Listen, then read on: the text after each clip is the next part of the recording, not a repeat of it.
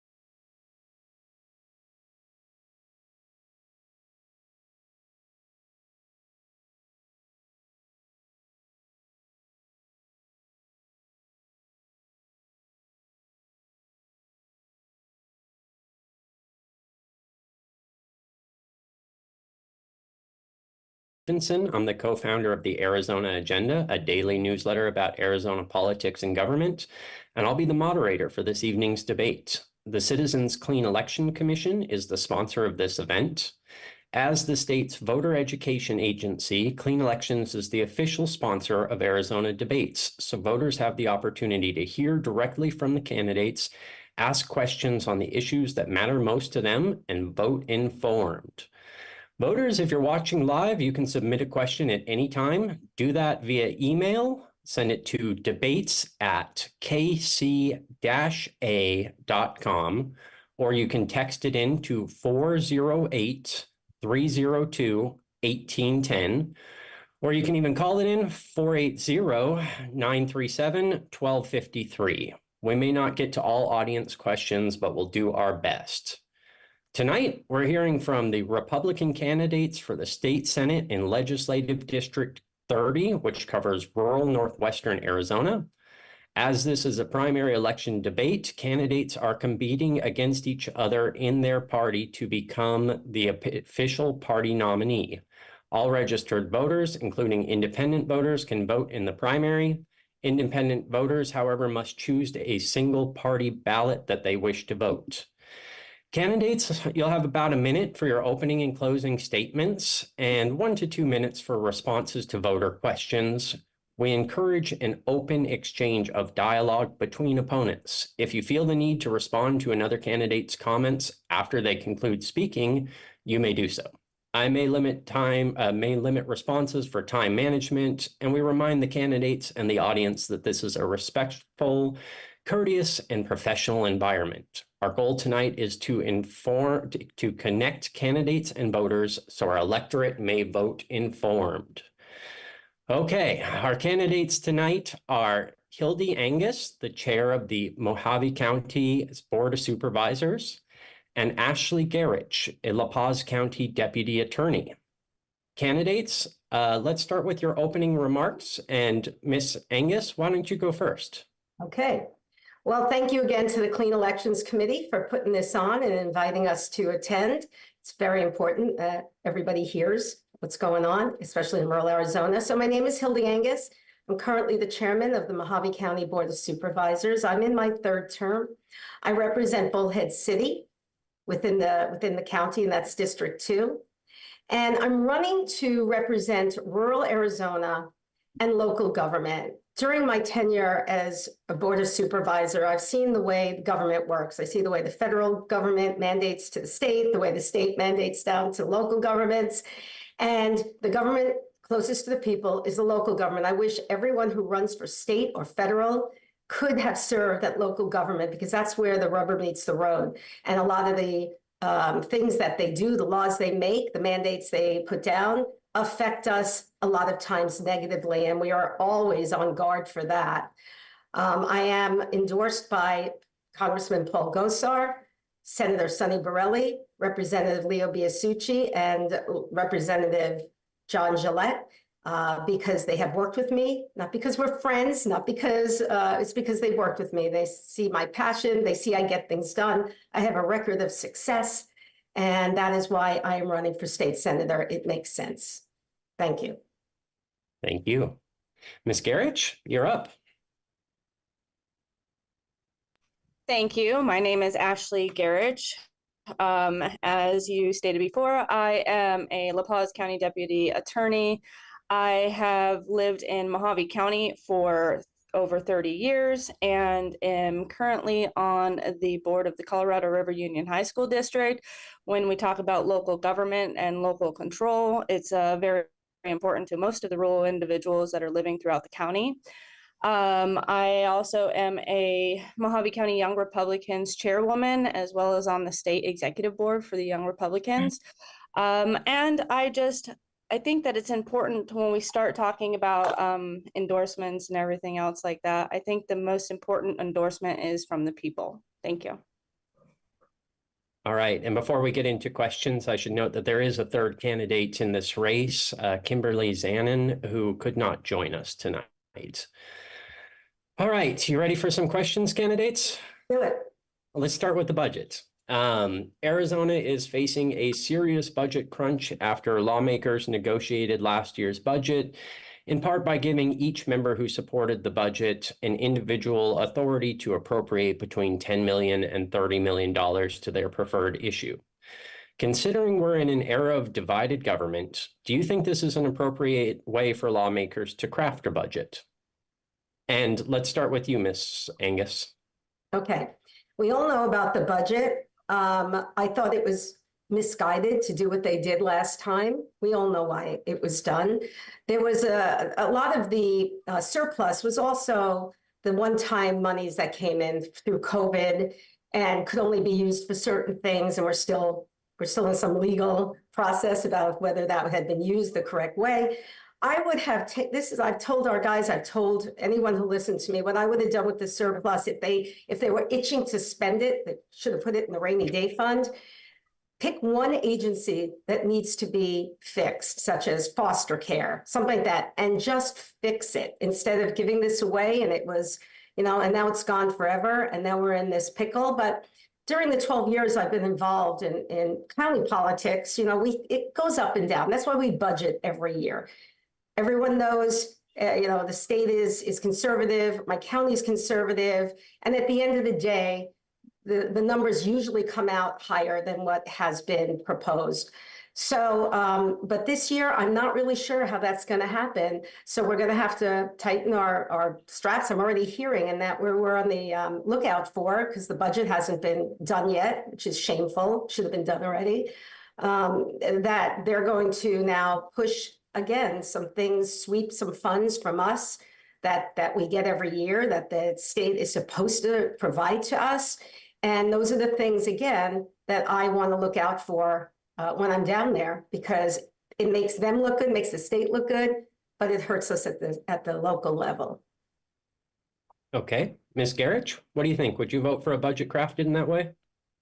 Actually, I would disagree with the budget the way it was crafted, only because we have, and I've said this, and I think Hildy kind of gave me a look last time I had a speech, and it was essentially, if I could give it back to the voters or the people, I would, because at the end of the day, if we're going to spend it frivolously and with essentially just the way that we want to, then it should go back to the people, right? If you have it, and the government works in a way where you're like, if you have it, you have to spend it. And I think that that's kind of a half backwards way of doing things. If we have it and it hasn't been spent, and obviously this is like wishful thinking, but it should go back to the taxpayers. But in the event that we are able to really fix this deficit, I think that there's lots of things on the budget proposals or the projected budget that should really be looked at, especially because there's lots of increases this next year that they're looking at projecting with like education. They're mitigating the universities, and they're going more towards like the community colleges, which I would agree with in the sense of the proposals. But at the end of the day, if we're just handed a bunch of money and we have to spend it or lose it, then either it has to go to something that the people want, or I don't think it benefits the state or obviously our next year's budget. Okay, that actually ties in nicely to the next question that I have on here, which is Republicans mostly spent their individual appropriations on a family tax rebate and on infrastructure projects. And I wonder, considering the budget crunch that we are now in after a pretty spendy year, would either of you support culling back those appropriations and rebates, especially, the road and infrastructure projects that I'm sure some of them are in your area? And why don't we start with you, Ms. Garrett? We'll just keep kind of going back and forth. Great, thank you. Well, I think it's important to note that those individuals did utilize those things on family rebates or infrastructure within the counties or within their legislative districts. Like, for example, Leo worked on roads, and there's a lot of good workings that's going on in our legislative district. I'm really proud of that as far as our representatives and what they've done in that sense. So I wouldn't hold back on that, but what I would do is I would push it more towards a collective unit as far as a statewide initiative versus just a sole legislative district initiative, and make it a more beneficial goal statewide. Okay. How about you, Miss Hildy? Well, again, I'm looking, that's okay, you can call me Miss Hildy. I'm looking at it from a local, thing, and we do count on that money, especially the infrastructure, where in rural Arizona, we are usually last on line for ADOT money. We have roads, highways, ADOT highways that are crumbling. So it was much, much needed. There were probably other things, and also a few of the things they gave to law enforcement. So I'm going to say that in our district, what we got was very, very much appreciated. And, no matter what you say, these projects help the taxpayers. The roads are better, law enforcement's better. So yes, I mean, you have the thing that should they have? I don't know. I mean, honestly, it was a whole different, like last year was a whole world ago than we have now. So you don't know. I really wish they had put more into the rainy day fund, but they didn't. And so here we are. But as far as the projects, again, I don't like sort of, giving and then taking back. Remember, local governments make their budgets based on what they hear from the state. So it's like even hard for us this year because we don't have a budget. The county is in the middle of a budget. We're waiting to hear the things that they're going to do at the state. So everything the state does affects local government, not just county government, but the cities, the municipalities, and we hear from them as well. So we're kind of all in this together. It trickles down. And so we're just waiting to see what they're going to do this year. But again, in retrospect, and it's easy, hindsight is 2020. It's easy to say this now. But as far as clawing back, which is the term they use, clawing back this money, yeah, I'm not for it. Okay. And then they would have to pick and choose what they claw back. And that's a whole other, can of worms. Well, one way or another, we're going to have to pick and choose what we're cutting out of the budget this year. I wonder what each of you would, if you can name at least one area of government where you think it could sustain a cut. And then I'm also curious, is there any areas, and I think Ms. Garrett, you might have alluded to this, any areas of government where you would really like to see increased funding? And Ms. Garrett, why don't you start us off this time? I actually think I started off last time. I thought so too. Okay. All right. Take it whoever wants it. Go ahead. Okay. All right. Without really seeing the budget, every year, I know that back in the day when Andy Tobin was Speaker of the House, they started selling buildings off. I thought that was really good. And then people working at home and, the employee pool is the largest part of the budget. Well, in this budget, maybe not the largest, but it's really big. And, like any government, it's probably bloated. You can probably start by cutting every department a certain percentage. But then you have the things that they really need, DPS and health and human services. And I was the one who said it before. I wish they spent more money on foster care, CASA, the things that, again, affect us downhill. Because we count on the state for doing all tax, the long-term health insurance. They used up until now they're saying that we're going to have to put in more money. The probation officers, we cost share with the state. There's a lot of things people don't know that the local governments cost share. So it's easy to say now without really looking at everything, well, we cut this, we cut that. It's much more complicated than that. Okay, if I had to summarize that, I'd say cut across the board, except for maybe not DPS, if I understood correctly, and a couple of those other criticals, and maybe some increased funding for foster children? Well, that's, again, simple. I'm saying that until I would look at the whole, it's easy to say, I'll cut this, cut that, but so many things are intertwined. So many things affect things downhill to the local government. So, I can't say cut this, cut that without actually seeing the budget. Okay. Ms. Garrett, what should we cut? This and that? I think that we need to really work on our debts for the state in in a whole, or as a whole, as far as what's on the budget and our leasing, our holdings, things like that aren't necessarily being utilized in the long run.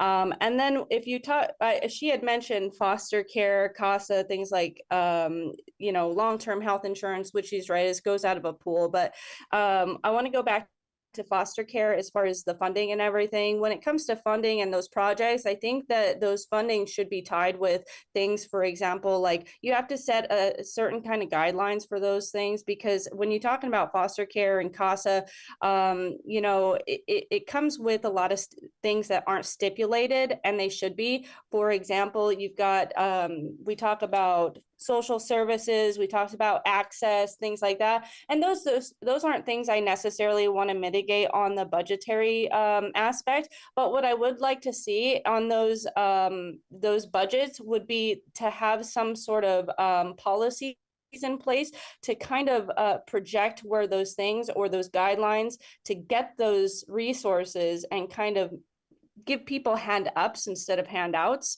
And I think that we really need to look at those state funded areas where it comes to resources to the community, and really kind of amp up the resources to them to be able to do better and like join the working force and the class and things like that in order to maintain our economy, which would go right back into helping our budget. Okay, May I respond to that? please do. Again, what people don't understand is that the state does set guidelines on what, like, when I first came into government, there were group homes for children at risk, foster children. And then the state said, no, we're done with that. We're going to go to a foster family model. And then they only reimburse for that. The problem with that is it works well in urban areas, but not so much in rural areas like ours. And we see it because what we end up doing is sending these children that are just traumatized anyway. We send them down to Phoenix, to Tucson, away from their families. And that's the kind of thing that it's not a one size fits all. That's been our problem. We're doing a one size fits all when all our needs are much different. What works in Phoenix does not work in Bullhead City, and vice versa. Right, but we talk about the proposal, and I think that's $25 million increase in DES. So, I mean, that. I'm talking about the whole overhaul of the whole system. It needs to be looked at. It needs to be taken apart. And we really have to have a serious conversation about this. Right, and I think that's one thing that our opponent was actually very adamant about talking about was foster care and CASA. Yeah. Okay, I've got one from the audience that I want to throw at you, and this may be a bit local for my background knowledge, but it's probably important to local Republican voters. And the question is, I would like to know what the two candidates did when the chairman of the MCRCC took 3 precinct committee women to court based on workplace harassment injunctions. Oh my gosh. Sounds this like you guys know what I'm talking about. Being a state senator has nothing to do with it. Well, as local party leaders, I think that's a fair. Oh, sorry, go ahead. And Ashley has a say in this because she was voted out of that. And I don't want to bring that up. I don't think this is relevant to the conversation, but since you think about it, the chairman of the Mohave County Republican Party is an elected office. She did what she did. What I think about it, I honestly didn't think it was a great idea, but she did it. And if you don't like it, if the people in the party who are asking this question, and I know who they are, if you don't like it, then vote her out. It's as simple as that. You just vote her out. But again, to get into local politics for a state debate is really, I think, ridiculous. And I'll rebut to that because I don't necessarily think it's ridiculous because what she's talking about is her voters and her constituents. And those are our constituents, regardless of whether it's local or not. It may be a countywide issue or it may be a party issue. But at the end of the day, those are people that are voting for us. And I think that when it comes to right and wrong, we should definitely speak up on that. Okay, well, let me just then put in this little caveat that I believe that the role of the political party, the county political party, is to support Republican candidates. It's not to set policy and try to recall everyone they don't agree with. And that's all I'm going to say about that. I'm not going to answer any more of these questions because it's just local airing of laundry, which I don't think is a good thing right now.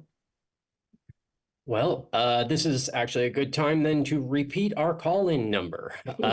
Oh, great. If you have questions, you can send them to debates@kc-a.com or text them into 408-302-1810. They like when I repeat that a couple of times throughout.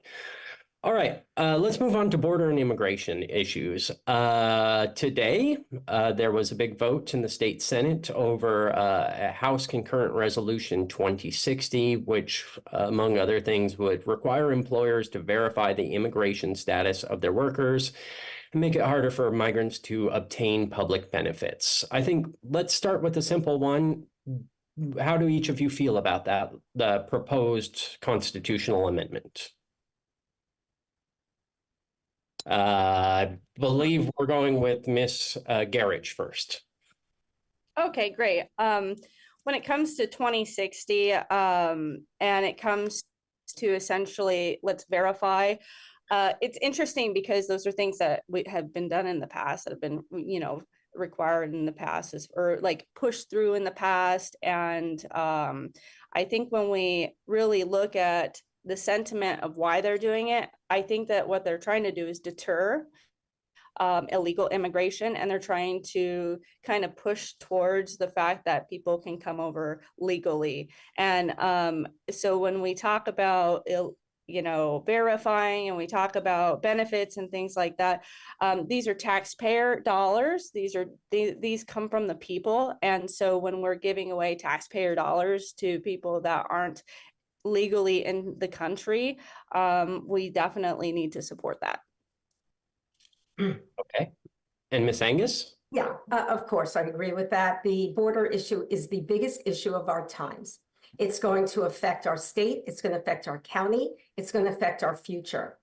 I support what they did today. I wish it would go further, but with a split legislature and administration, that there's not going to be everything that we want as Republicans. We know that, but we need to do something, because when you look at the amounts of people that are coming through the border, we can't afford it, we can't absorb it, and ultimately it's going to bring the country down. And it's like we talk about these little things and we do this little thing here and this little thing here. Border security is the #1 issue of our times. And I hope that whoever is elected president, I know who we want, right, Ashley? We know who we want. And I believe that person will take care of it on day one, as he did on day one of his last term. Why it all got changed, we can speculate it. We all have our opinions. I think it was for total political reasons, but to take money from people who need it. Look at our homeless situation. Look at people living on the streets, and then we're giving people that are literally breaking the law by coming over here and rolling out the red carpet. We're not even going to talk about the terrorists that are coming over and things like that. I happen to think that if we don't do it soon, it might be too late. It's just we don't know who's coming, and anything to deter it, we need to do it. Okay. I heard a little bit about that it should go farther. That's a good segue into, one amendment to the bill that was a sticking point and was stripped out before today's vote at the request of one of the Republican senators, would have essentially stated that being a DACA recipient is not an affirmative defense to illegal entry if that program is ultimately repealed. How did each of you feel about that portion of the law? Do you wish it was still in the bill that is moving through the legislature? Do you think pulling that out and kind of protecting DACA recipients is a good approach? Give the voters a little bit of your view on that, if you don't mind. Is that for me? Because I don't think Ashley answered the first question yet. Do you want me to do that? Answer that, the DACA question? I was the first one to answer. Oh, you were. Okay, sorry about that. It's okay. Yeah, I probably would have done the same thing. I think it's something that was not necessary in it. If people are here and they've been here for decades, then they shouldn't go back. We understand that. And I don't think that's who we're talking about when we talk about this issue. Okay, so you supported stripping that out of Yes. the, okay. Okay. And Ms. Garrett? So that's a tough one. In college, I had a debate with a young lady who was a DACA recipient, or she was a DACA resident, and I genuinely think that if individuals are going to come over here and seek asylum, or they're going to come over here legally, then I support that. What I don't support is parents exploiting their children in order to send them over the border to be able to obtain a residency still illegally, but now they've placed this DACA recipient characteristic to save them from being deported. And for me, I think that when we're talking about stripping it, I don't necessarily disagree just to get it passed, because the Democrats would have never passed that. But at the end of the day, I think that either way, I would have supported the bill. Okay. Any other thoughts? Naturalized citizens. Okay. Yeah. Well, then let's move on to abortion, which has been the other big thing at the state legislature this year. I guess the simplest way to ask this is probably, do you believe Arizona lawmakers should have repealed the territorial era law that bans abortions in all cases except to save the mother's life? And I believe since we ended with Ms. Garrett, we are starting with you again. Sure. So I think it's interesting that we talk about a law from 1864, and that was even before Arizona became a state. So I find that very interesting and intricate as it is. But when we talk about abortion, we talk about these, a lot of people will say, oh, it's draconian, it's old, it's this and this, that. Well, at the end of the day, the Supreme Court gave it back to the states. And if the state wants to pass that, then, the individuals that are living in the state will either have to essentially abide by that law or break the law or move, right? So I'm a pro-life candidate. I'm very proud to be a pro-life candidate. And I think that at the end of the day, what the Supreme Court said kind of gives it back to the states, and the states will make that determination based on a vote. But just to be clear, do you think that we should have left that law in place or repealed it as lawmakers did? No, I don't agree with the fact that they repealed it. Okay. Okay. No, and even so, I think they could have changed the language to be more appropriate for the times of 2024. But in the same sense, I don't think it should have been repealed, maybe changed. Okay, and let me just follow this trail a little bit too. So where do you think we should draw the line as a state on abortion? Should it be at conception? Should it be, exceptions for rape and incest? What kind of allowances would you be comfortable with for abortion?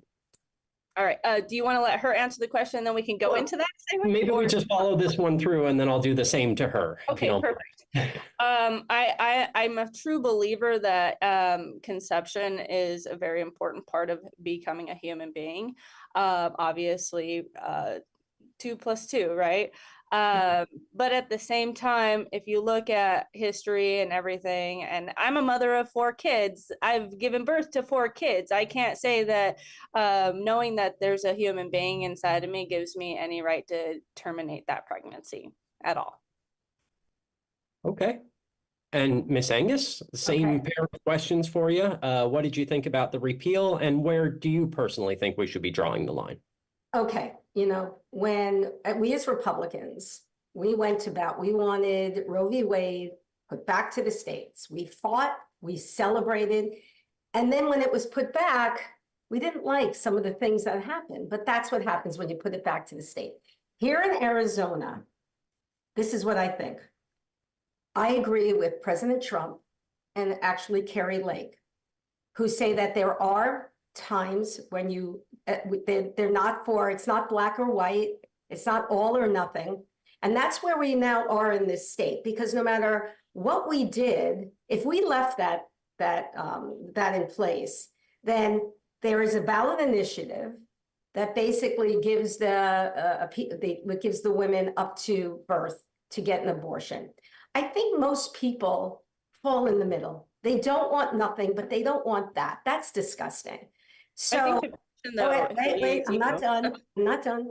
Okay. So, I think that putting it back to the 15 weeks, again, if I haven't seen the entire bill and the wording, but that's where it was before. And if it was a little less, I probably would have preferred a little less, but I think they did the right thing, because it would have drawn a lot of people to the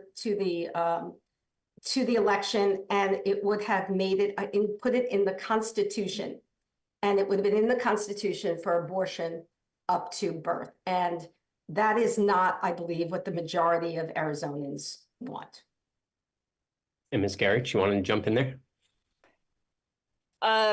Well, I think that, you know, I don't think we're talking about what the majority of Arizona individuals wanted. I think that we're you were asking the question of what we felt as far as the 15 weeks, and so on and so on. But that being said, I don't necessarily believe that it's going to change anything as far as those individuals taking to the ballot initiative.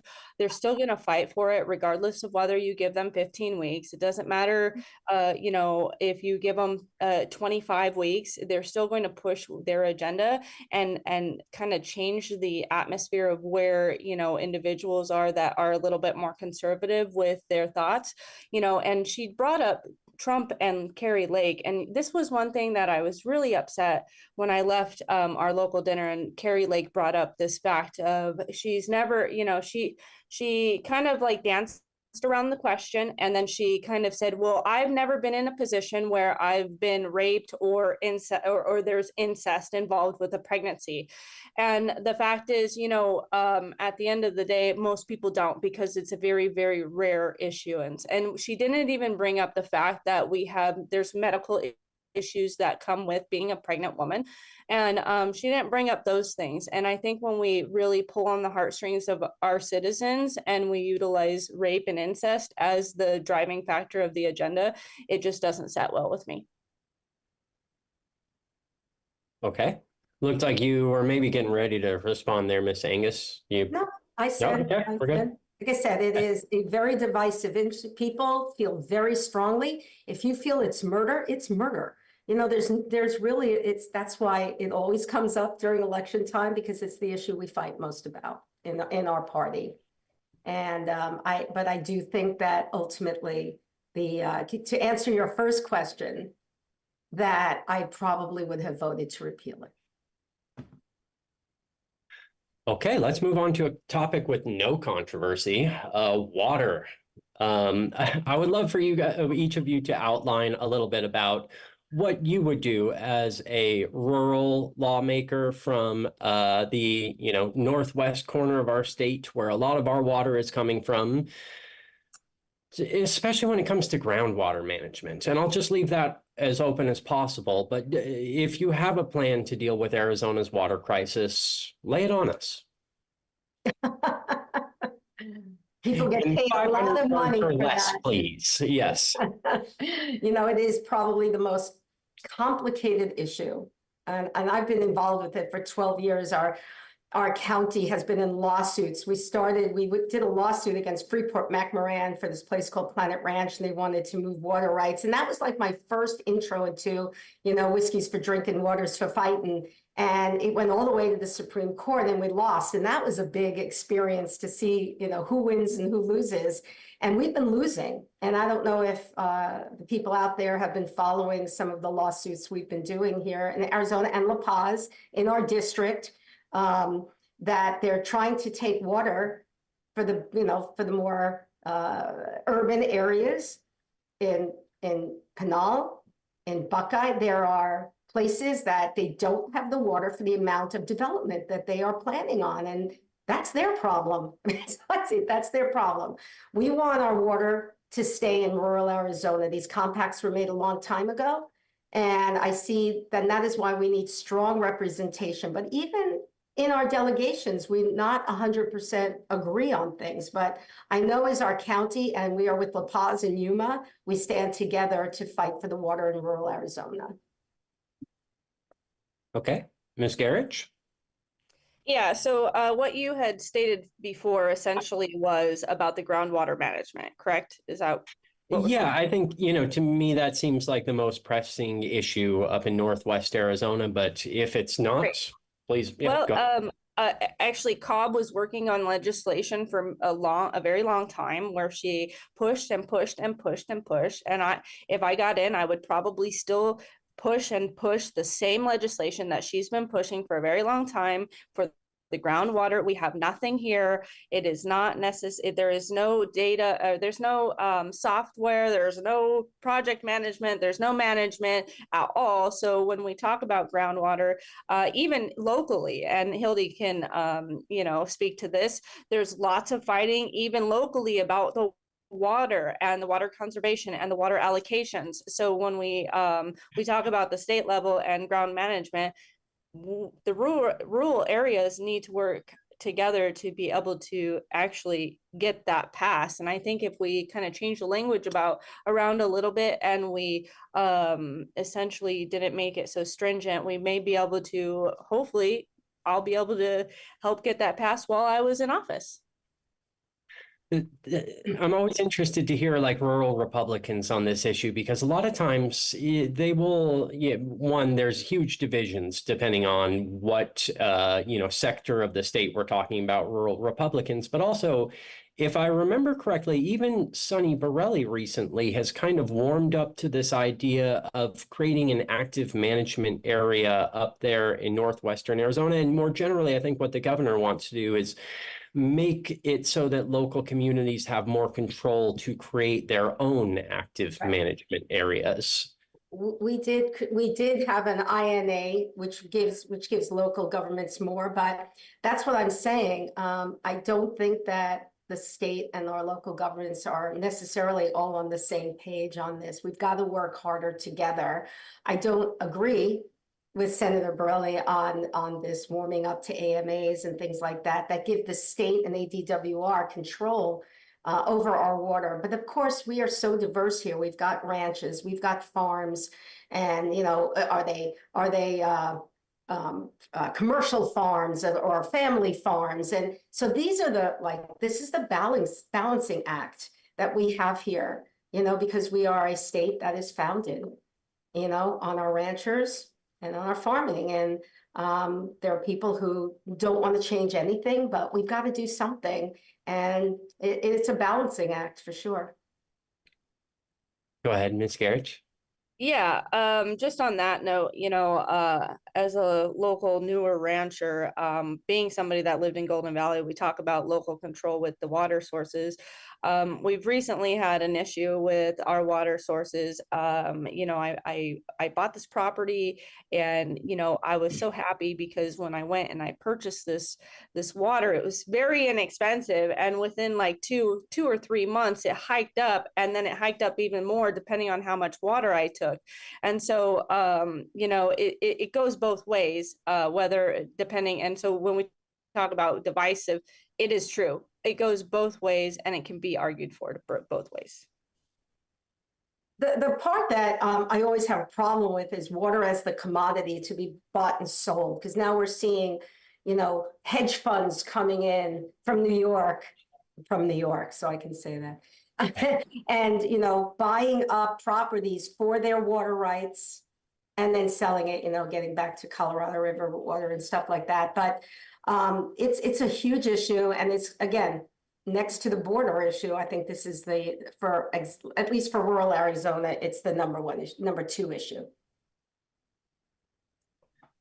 Well, number 3's got to be housing, right? So I think it was today that the governor, within the past few days anyway, the governor has signed 2 bills after vetoing quite a few bills when it comes to housing. And I guess like the real fight at the Capitol has been over how much of the solution is deregulating city zoning. That's essentially what it boils down to. And so I'm curious where each of you fall on that end of the spectrum. Do you think that deregulation, when it comes to cities' ability to zone for single family housing, those kinds of things, is the answer? Or is there something else that we're just not thinking about at the state legislature that is a better, more comprehensive solution to this housing problem that we've got going? It's a mouthful, but let's start there. And Miss Angus, I think you close that off. I don't know anymore. Who wants to take it? Yeah, the cities don't like it. And some of the people don't want deregulation because you never know what's going to come in, right? We won't talk about HOAs, that's a whole other thing. But I look at it a little differently. I've been following what's been happening in Southern California. And it always starts the same way, right? We put your casitas and your accessory dwellings in, and that's pretty much what they did today. And then the next step comes, and the next step comes, and then corporations come in and buy whole swaths of land to put multi-unit dwellings in, and then bing, bang, boom, you don't have communities anymore. People move to communities for a certain reason. And I do want a little bit, there's a little bit of control that the city, I don't believe in total deregulation. I don't think that's healthy for the community. I don't think that's healthy for people, but there has to be an in-between. So I think this was a step that I think they felt they needed to do, but we're going to be watching very carefully because I just want everyone who's watching, I don't know how many people are out there, to see what happened in San Diego, because it's exactly how it happened. You let this happen, and then the next one and the next one, and then you're losing these wonderful historic communities, under the name of affordable housing. But again, ultimately, it's not housing anymore. No one can afford housing. So everyone becomes permanent renters. And that is what I'm watching. And that's what I fear could happen if we do all of this. Okay, so let me drill down just a little bit. Would you support, there were two bills specifically that the governor signed. One was essentially allowing accessory dwelling units, those casitas, with no stringent regulations that they not be Airbnbs. And the other one was allowing more duplexes, triplexes, quadplexes, et cetera, on single family housing. Can you give us a yes or no on either of those? Yeah, okay on the first one, but I'm not saying okay to the second one. That's problematic to me. And I think that local governments, again, it's the one size fits all. The state says it, and then we have to do it. But our area, our demographics are so diverse. How could they know? I just don't like one size fits all. I think these decisions should be left to local governments. How about you, Ms. Garrett? So I think it's interesting. We talk about deregulation and then we talk about localized government and then state government. When we talk, I was just a part of this whole spew of essentially an entire group of protesters that went into the county building because we didn't want to change our common shame in the ranching area from a larger acreage size to 6 to 4,000 square foot home lots.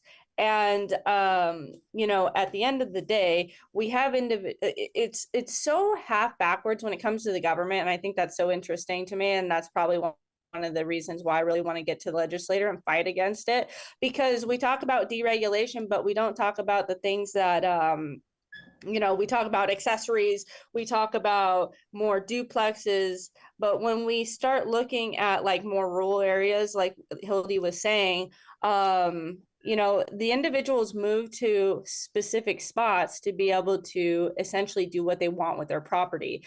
But when we have these big developers come in and they want to just essentially tear through the town and put up these cookie cutter, crash course crappy houses, and then they want to call it affordable housing. But what they don't tell you and what they don't talk about is the fact that affordable housing, when we're talking about duplexes and all of those things, don't necessarily mean low income housing, and they don't necessarily mean that they're going to provide these people have to they are stringent characteristics that you have to, or objectives that you have to meet in order to buy a house, right? So we talk about casitas. I don't think anybody should really care about if you build a casita in your backyard. That's your own problem. That's your own thing. If you want to have some people over the weekend in your house, you should be able to do that. What you shouldn't be able to do is completely ransack an entire community, change it, and then benefit from it while everybody else is devalued and everyone else is pretty much, when those things happen, we start losing the culture of our communities. So I think it's really hard line. And so we talk about local control. And when we have local control, the communities can come together and fight against it. When it's state control, they cannot. Right. Can I answer? And I agree with Ashley 100% on that. And did I vote for the new development in Golden Valley? No. Not this one, no, but another one. I didn't. Well, we took that off though. So, yeah, I mean, it's a slippery slope, and it's a slope I don't think communities like ours want to go down. No, they should just get rid of the inspection department altogether. Built inspection. We used to not have, and well, that's a whole other story. But again, that could happen. It's awful. They just need to do away with it. Let people live their lives. I've got one as long as we're talking about specific developments up there in northwestern Arizona, I've got one very specific question from an audience member here, and this is for you, Miss Angus. Hildy Angus is in support of a new golf course that is being developed in Bullhead City, Arizona. How does she propose that the greens are going to be kept watered when we have a water shortage going on already? First of all, have nothing to do with Bullhead City. I'm not voting on this project. I have nothing to do with it. And before anyone would build anything, they have to show that they do have the water. For golf courses, they use reclaimed water. There are other sources of it. We have many golf courses in our community. Whether or not I think this is a good thing or not, I've been living in Bullhead City for 20 years. Like a lot of people, I fear a lot of the development, but what I said at the Board of Supervisor meeting when we voted against the Golden Valley development, when people move to cities, there is an expectation that there's going to be growth. And that is what's happening, whether we like it or not. But again, the people, like they did in Golden Valley, came to the Board of Supervisors, they organized, they petitioned, they did everything that people are supposed to do when they need to address their government, and they did it well. We happen to have a great record of community activism. And I think Ashley will agree with me on that. We have good people, they know how to do it, and they've been very effective, frankly. And yeah, this question was specifically for Miss Angus, but please. Yeah, I have nothing to do with Bullhead City. That's city council. I've got enough issues. Jump in if you'd like, Miss Garrett. Yeah. So the city council they're the ones that actually voted on that. It is within the city limits. But what I found interesting about that golf course is that it kind of infringes on my district, my high school district, and they essentially put this plan in place without ever even talking to the district. I think that, and they pretty much utilized our land for their planned development, which doesn't talk about their water allocation. So I think that's pretty interesting to me. I don't know. Yeah, that was interesting. It was. So they're trying to take our land and water. They want to sell they want to buy your land, a little of it, right? No, that's not actually how that happened. But I mean, they wanted to trade us land. But either way, it's your school board. All right, we're running kind of short on time. I don't want to keep you two here all night, as much fun as I'm having. But I do want to touch on some education questions. And let's just start really broadly with, do you believe that Arizona's K-12 public education system as a whole is adequately funded? Does it need more money, less money? What are your thoughts? How much money do we give to K-12? About a third of $16 billion budget at this point? It's almost 17 billion. And have the scores gone up? Are we better educated? Again, we go through this every single year. We throw money at problems and it doesn't get fixed. It needs to go to local, like Ashley's district. They've done some great things and they've seen the results, right? You've seen the results. So I don't know. I don't know about the funding. I'm for ESAs if that's your next question. It is. But I don't know about having to fund more. We give and we give and we give, and it never seems to be enough. So, you know, what is the stopping point? And then what's the matrix? What's the measure of it? How are we measuring success? Maybe Ashley can answer that. How do we measure success? So, okay, let's just back up a little bit to your Yeah. original question. First, enough, too much, and then if you'd like, how Okay. are we measuring success? I think that they could actually mitigate or take away some of those allocations. I don't think that, I mean, at the end of the day, there's a lot of things that the state will go through, like the education system or the schools actually get SFB, which is state funded help for like helping with infrastructure on our schools. I know that even with my time on my school board, when we essentially started, our grant writer for the SFB was not necessarily doing the best job. And what we did was we found a new grant SFB writer, and now we are completely funded all the time. So I think it just kind of goes to the fact of saying that the school board needs to do their job and they need to allocate funds correctly. And when they take that money and they find good people and they utilize their budgets to maintain the children's education and what the children are learning instead of sitting there and buying new golf carts for $30,000, then yeah, I think we're doing a good job. But a lot of people utilize the whole slogan of not my money, right? And so they don't make good financial decisions, and they need to have classes or something when they start on these school boards to show them the budgetary issues that they could face and why it's important to really look into it instead of just making decisions last minute. Can I ask Ashley something? So while we're just on this and don't really want to go into that, I'm asking you to please go look at River Valley High School, because there are issues there. And I never, when I read about the school board, I never really hear about River Valley, but I think there are issues that the whole school board needs to look at. So we'll leave it at that. Yeah, and I'll just go ahead and take that on that note, because I think that was interesting. We talked about that.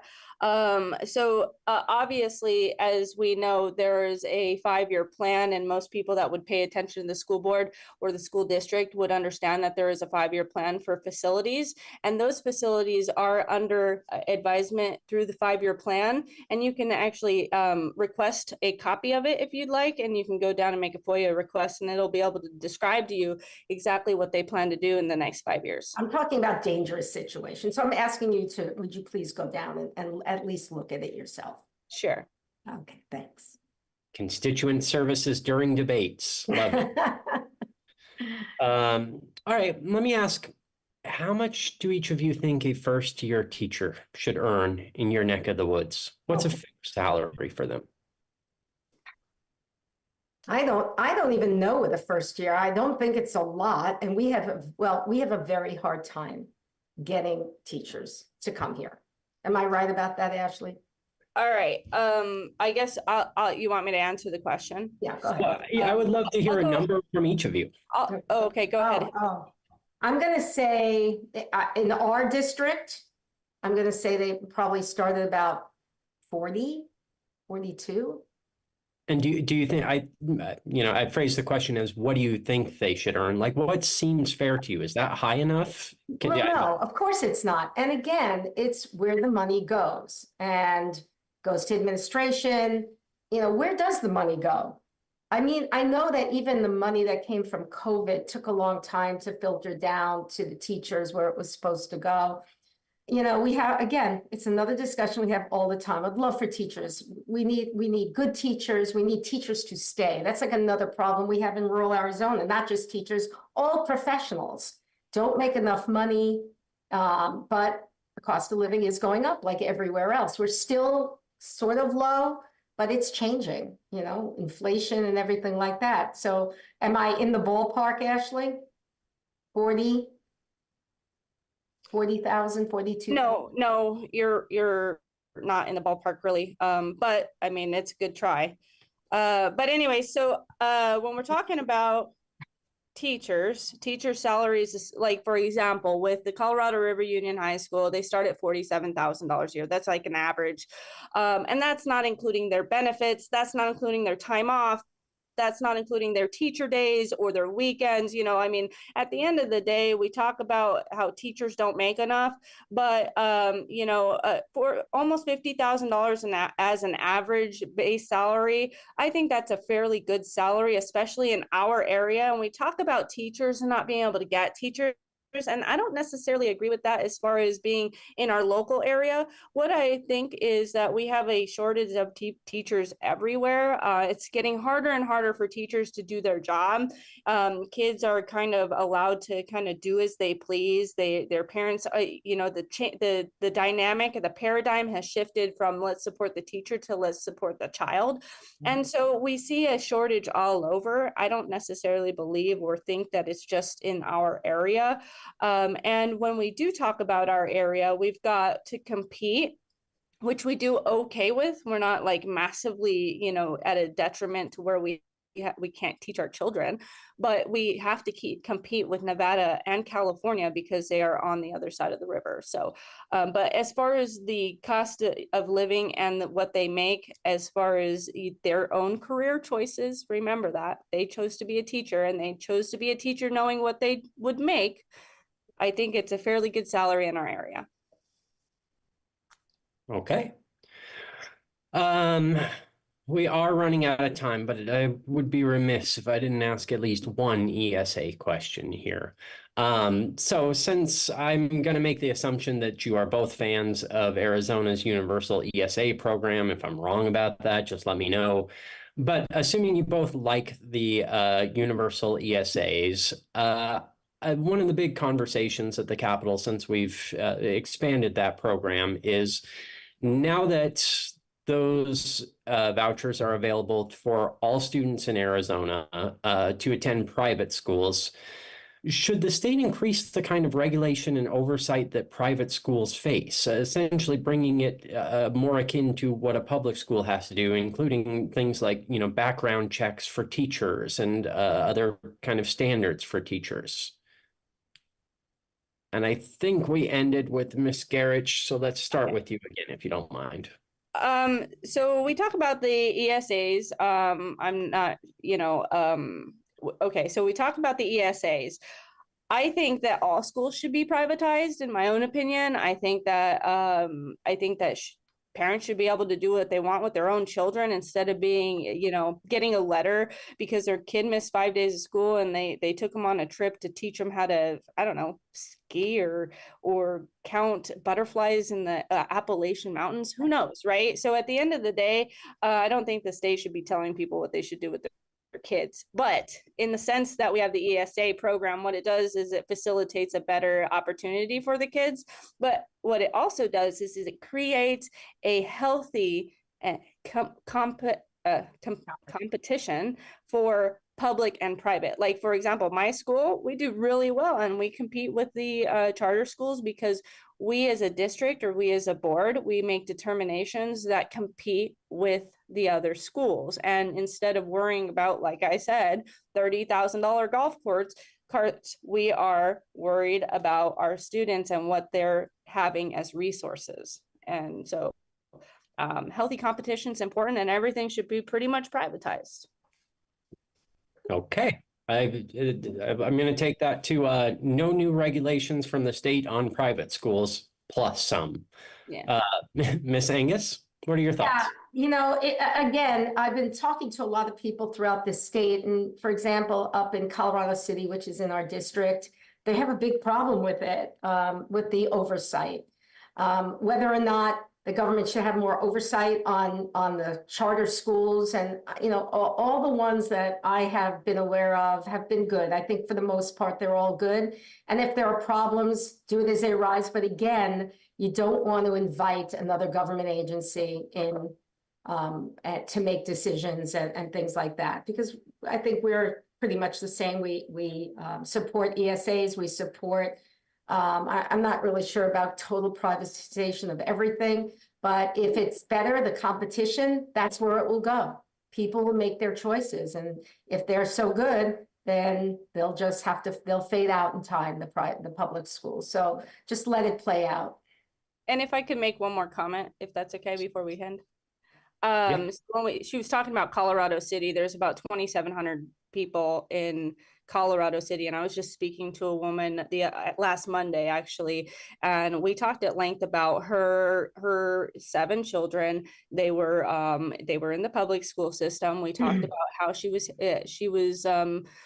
happy with the way that her children were being taught. She wasn't necessarily in a place where she could homeschool. And she was actually really happy with what her school was doing for her kids in Colorado City. The public school. Yeah. Yeah, that's what I've been hearing too, that, they're looking at problems in the homeschool area. So, again, that will all play out. I don't know all the things that homeschoolers have to do. So I hope that in the future, I will have the answer to that question. All right, well, we're right at 7 o'clock, but let me sneak one more in here before we get to closing arguments. Do you think that the 2020 and 2022 elections were free and fair in Arizona? Do I start? Let's start with you, Ms. Okay. There are definitely problems. If you don't think that there were problems with the 2020 election, whether it was intentional or by accident, then no one's paying attention. I know for a fact, I spoke to people from the Board of Supervisors in Maricopa County, and there were problems. It's never fair and free if people are disenfranchised, and people were, and mostly Republicans. So I understand the frustration. I'm hoping that we have learned a lot from that, and I think we have. I think the targeting of the people who only questioned is un-American, what's happening right now, that our Attorney General is going after people who merely question the election. That is not American to do that, and that's what's happening. That's the things we fear, and it has a chilling effect. So we're hoping that this election, like I said, we've learned a lot, and we're going to be watching very carefully, and we'll see what happens. All right, Ms. Garrich? We talk about problems in the election with the fair and free elections. And what we don't talk about is how there's problems everywhere. I always hear, like, for example, oh, there's problems everywhere else, but Mojave County didn't have any problems. Well, I was in one of those elections in Mojave County, and I had issue with the way that our elections were handled. I had issue with the way that our state elections were handled. And so we look at, for example, if you've got 4,000, 6,000 ballots coming in 4 days later, it makes people squirrely. It makes people feel uncomfortable, not being able to or having to certify the election if you don't feel like you should certify the election, having the ability to vote on an election the way you want to, because that's your right. And we didn't see that in our counties throughout the state. We saw strong arming. We saw people being threatened with jail time for not sitting there and certifying the elections when they felt like they had no right to certify the election. So, we talk about 1, 2, 3 problems when those problems should have 1 and 2 elections should be in one of those top problems, because that's what people come to me mostly about. Border and elections. And so if it were me, we need to give discretion back to our counties, allowing them to certify if they believe that their elections were fair and free. Hank, I'm one of those people that got a letter threatening to put me in jail. All we did was we delayed it. We never even said that we were not going to certify it. We just wanted to sort of try to be on hopes, to hope that Maricopa would kind of do the right thing and check their elections. But we got that thing right away, and that is a big problem. But going back to the elections, as long as we have mail-in ballots, it changed everything. Mail-in ballots, you know, everyone's talking about hand counting and at the end, but to me, hand counting is already too late. It's garbage in, garbage out. The signatures, the verifications, not knowing where the ballots are coming from. It changed everything when we went. COVID changed everything. And I think we really need to get back and get rid of mail ballots. I really do. Have smaller precincts and do it. It always worked. It worked for many, many, you know, years. And now all of a sudden we have all these problems. We have to look at what we're doing differently. And what we're doing differently are these massive mail-in ballots. And it's just got to stop. And I'm hoping that eventually that is what the state goes towards, is to ending mail-in ballots. Ms. Gerich, do you agree we should end mail-in ballots, which Arizona's been using since the 90s? And well, I'm not talking about absentee and the usual military and stuff like that, or excuses. I'm talking about the massive ones. Everyone getting one now. I mean, we've had no excuse absentee ballots since the 90s even. And granted, that program has grown massively in that amount of time. And it's getting worse. So I'll just talk on that a little bit. My other half, he's gotten mail-in ballots for I don't know how long, and he'll take his time to get his mail-in ballot. He looks through it, he vets his candidates, which we have trouble doing for some reason nowadays, and it gives him the opportunity to really determine, instead of using some Republican or Democratic golden ticket that says, oh, here's all the people that got endorsed, so let's vote for them. It gives him the ability to essentially go out and determine who he wants to vote for. But that aside, right, when we talk about mail-in ballots, I think the problem is that if she wants, or if we want to change mail-in ballots, because I think that at the end of the day, that'll never be changed, because I don't think we'll ever be able to get enough votes to change mail-in ballots. So at the end of the day, I don't agree with mail-in ballots. I think we should all go to the polls. We should all go and have our 100 precincts like we used to have. But like you said, there is a double-edged sword. It allows people to have the election, or add into the campaign, or at least give their vote, because, you know, people that work all day don't have the luxury to go out and sit there for 3 hours at some large line at a library or at a church or whatever it is. So I think that at the end of the day, determining whether we can vote it out or not would be more of my stance versus whether I support it or not. What was that last thing you said? I'd be more worried about whether we can vote it out, more so than whether I agreed with it or not. Okay. I just want to remind everybody that we have a month of early voting. So, you know, you can pick your time that you want to go all day to the library, at least here in Mojave County. We don't have drop boxes here, thank goodness.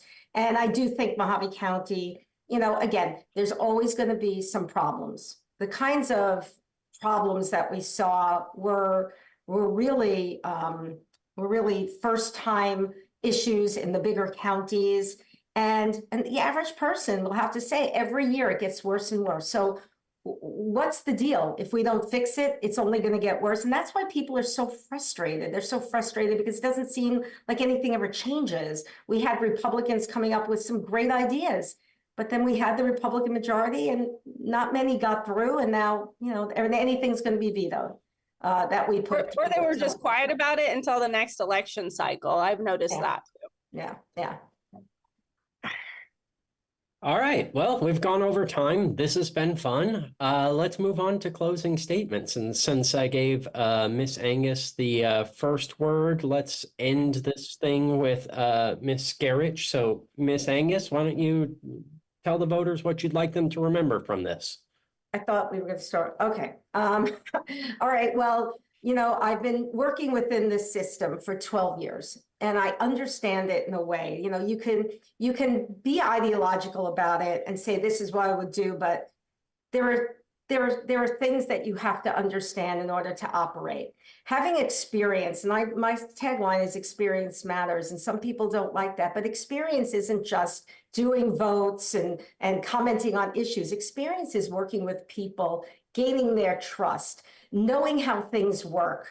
And yes, I know Ashley made a little joke about endorsements, but you're endorsed not because you're friends, not because, you went out to dinner one night. It's because people have worked with you and they know that you can do it. They know what you're capable of. They know the success you had. And I've had a lot of success. We didn't go into a lot of things that I have gotten done for the county and through the state because my reputation is one of tenacity. And so that's what you get with me. You get somebody who works very hard and gets things done and listens to people and works with others. Okay, thank you. Ms. Garrich, final word? So I get the last word, really. Okay.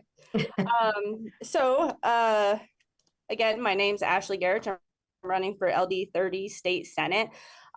We talk about experience, but let's everybody that's watching this or that's going to watch this remember that when we talk about experience, neither of us, and including our other opponents, have experience as a state legislator. But what we can talk about is the experience of our own dealings prior to the legislator, because none of us have experience as a state senator. So that being said, I am an attorney. I've got my Juris Doctor. I look at legislation all day long. I look at statutes all day long. It is part of my job. I write a lot of legalese, which gives me an upper hand specifically as a candidate, just because I can kind of sway my attorneys that are sitting there giving me all of this legislation and essentially make a determination on my own, because I can write my own legislation and they can't push stuff by me because obviously I would be able to understand what they're writing. And then secondly, I want to talk about the talking about working with people. I work with people every single day. I work with tons of people, and I am a person of the people. I have been for a long time. I have stood up against all of the municipalities, all of the county board of supervisors, everybody, whenever there's something that people really truly find wrong or detrimental to our local communities. I've stood up against a lot of those people that I feel like they kind of just forgot about us as voters or as constituents. And then we talk about, endorsements, and, she talks about she talked about me saying something about the endorsements. But when we go back in history, I mean, even Leo came up to me at one point and we were all sitting there and Hildy was sitting across from me. We're all sitting at a table and he goes, "Ashley, do you want to run for the state legislator?" And I said, you know what? My kids are still a little bit young. And this was like 4 or 5 years ago. And I said, my kids are still a little bit young. And he looks over at Hildy and he says, "Well, Hildy, you want to hold her spot for her until she's ready to." That's a lie. And it's absolutely true. And it's so funny because that's the type of things that we look forward to when it comes to our legislators. So, and then we talk about success.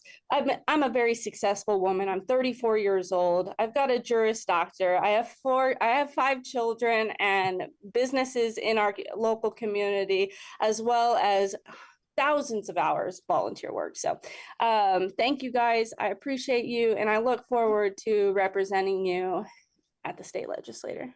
Hey, can I just, since I was Very quickly. Okay. How long have you been a lawyer for La Paz? Oh, I just started. Yes. Well, thank you. Okay. That's it. That's my question. Oh, well, thank you so much. And I appreciate the congratulations. Yes. And I did congratulate you. I'm very proud of you for that. Awesome. Okay. All right. Well, this concludes our debate. To the candidates, thank you so much for making the time to participate. To the voters, thank all of you who took the time to watch the debate and inform yourselves ahead of the July 30th primary election. And please visit azcleanelections.gov for official, accurate voting information. Thank you both so much. Thank you. Thank you very much. Hey.